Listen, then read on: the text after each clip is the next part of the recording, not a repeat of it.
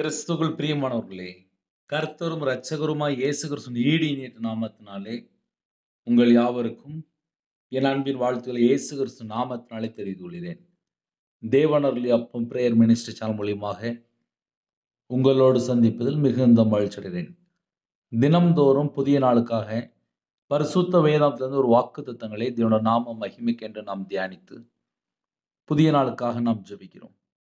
எபேசியர் 2ஆம் அதிகாரம் 5ஆம் வசனத்திலே அக்கிரமங்களினால் மரித்தவர்களாய் இருந்த நம்மை கிறிஸ்துவுடனே கூட உயிர்ப்பித்தார், கிருபையினாலே ரட்சிக்கப்பட்டீர்கள். ஹல்லேலூயா.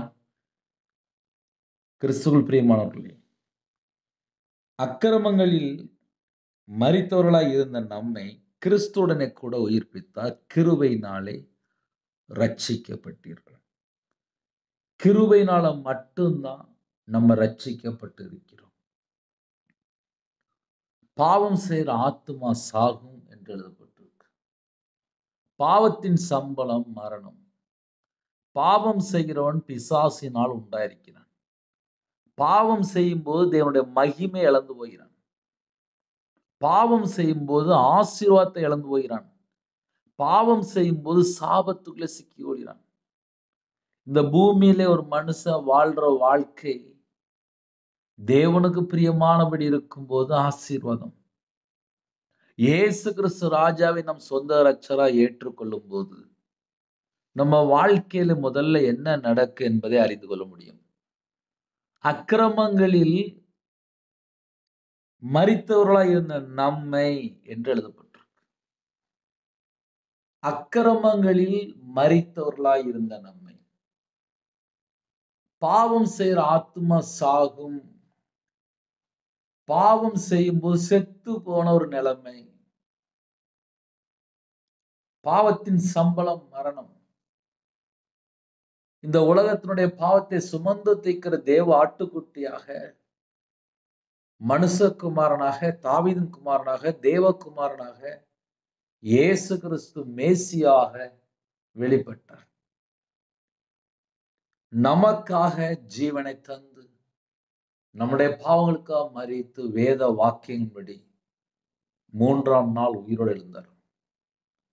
சர்வலோகத்தின் கிருபாதார வழி என்று எழுதப்பட்டிருக்கு.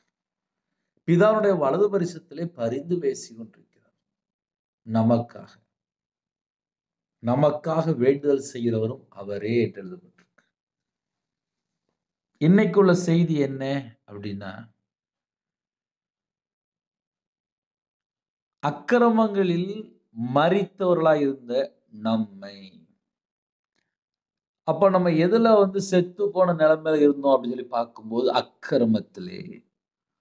அக்கிரமத்திலே செத்து போன நிலைமையில இருந்த நம்மை கிறிஸ்துவுடனே கூட உயிர்ப்பிக்கிறார், கிருபையினாலே ரட்சிக்கப்பட்டீர்கள் என்று எழுதப்பட்டிருக்கு. 7ஆம் வசனத்திலே கிறிஸ்து இயேசுக்குள் நம்மை அவரோட கூட எழுப்பி உன்னதங்களிலே அவரோட கூட உட்காரவும் செய்தார். கிருபையினாலே விசுவாசத்தை கொண்டு ரட்சிக்கப்பட்டீர்கள். அவ்வளவுதான். விசுவாசம் நமக்கு வேணும். இது உங்களால் உண்டானதல்ல, இது தேவனுடைய ஈவு என்று எழுதப்பட்டிருக்கு. தேவனுடைய ஈவு மட்டும்தான், தேவனுடைய இரக்கம் மட்டும்தான், தேவனுடைய தயவு மட்டும்தான், தேவனுடைய கிருபையினாலே நாம் ரட்சிக்கப்பட்டிருக்கிறோம். இது உங்களால் உண்டானது அல்ல அப்படின்ட்டு.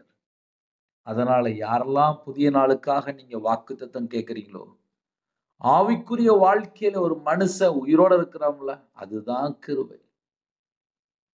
அக்கிரமங்களினாலும் பாவத்தினாலும் மீறுதலினாலும் மரித்த நம்மை கிறிஸ்துடனே கூட உயிர்ப்பிக்கிறார்.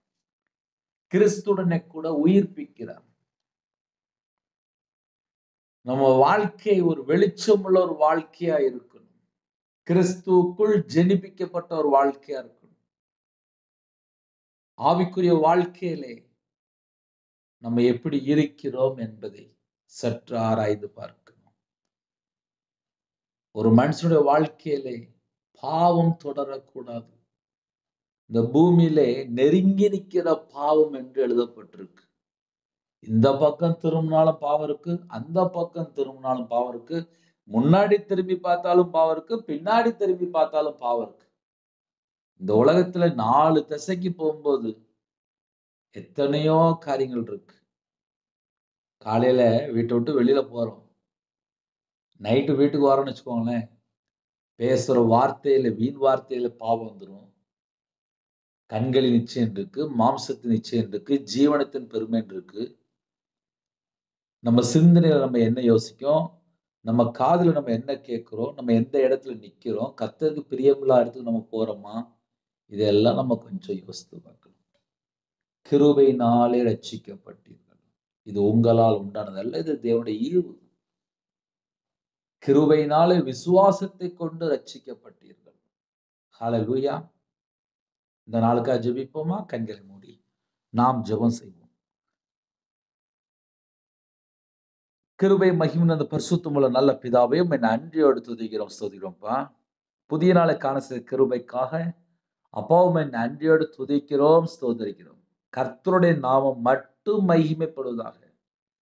எங்களுக்காக ஜீவ பலியானீங்க, எங்களுக்காக தான்ப்பா அந்த பூமியில வெளிப்பட்டீங்க. அக்கிரமங்களில் மரித்தவர்கள் இந்த எங்களை கிறிஸ்துடனே கூட உயிர்ப்பித்தீங்கப்பா. 1000 மடங்கு ஸ்தோத்திரம், ஸ்தோத்திரம், ஸ்தோத்திரம், ஸ்தோத்திரம்ப்பா. இந்த நாளிலே ஜெபிக்கிற குடும்பம் வெளிச்சத்தின் பிள்ளையா இருக்கணும். யாரெல்லாம் அர்ப்பணிக்கிறோம் அந்த குடும்பம் ஆசீர்வதிக்கப்பட்ட சந்ததியா இருக்கணும். ஜெப அபிஷேகம் தாங்க, தியானிக்கிற அபிஷேகம் தாங்க, புது எண்ணெயால் அபிஷேகம் பண்ணுங்க. ஆவிக்குரிய கனிகளினால், ஆவிக்குரிய வரங்களினால் உங்க பிள்ளைகளை திருப்தியா நிரப்புங்க. சிறு பிள்ளைகள் முதல் கொண்டு முதியோர் வரை எல்லா குடும்பத்தை கர்த்தர் கரம் தொட்டு ஆசீர்வதிங்க. அப்பத்தின் தண்ணீரையும் ஆசீர்வதிங்க. யாரெல்லாம் தங்களை தாழ்த்தணும் எல்லா குடும்பமும் இயேசு கிறிஸ்துவின் இரத்தத்தினாலே, இயேசு கிறிஸ்து நாமத்தினால் ஆசீர்வதிக்கப்படட்டும், ஆசீர்வதிக்கப்படட்டும். எல்லா குடும்பத்தை கர்த்தர் பரிபூர்ணமா ஆசீர்வதிங்க. உங்க நாமம் மட்டுமே விடட்டும். இந்த நாளிலும் கர்த்தருக்கு பிரியமானபடி வாழ அர்ப்பணிக்கிறோம். கர்த்தர் பொறுப்படுத்துங்க. உங்க கிருபையினால் நிரப்புங்கப்பா. 24 மணி நேரமும் பரிசுத்தமா வாழ, நீதியை பின்பற்ற, உண்மையா வாழ எங்களுக்கு ஒரு கிருபை தாங்கப்பா. நற்கிரியை செய்ய, நன்மை செய்ய, தானம் தர்மம் பண்ண கிருபை தாங்கப்பா. கர்த்தர் பொறுப்படுத்துங்க. இயேசு கிறிஸ்துவின் பிதாவே, ஆமென்.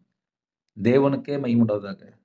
கர்த்தர் தாமே உங்களையும் உங்கள் குடும்பத்தையும் சகல காரியத்தையும் சம்பூர்ணமாக திருப்தியாக கர்த்தர் கூட இருந்து பரிபூர்ணமாக ஆசீர்வதிப்பாராக. ஆமென். God bless you. Thanks for watching. Please subscribe our channel. Click the like and share. Click the bell. God bless you.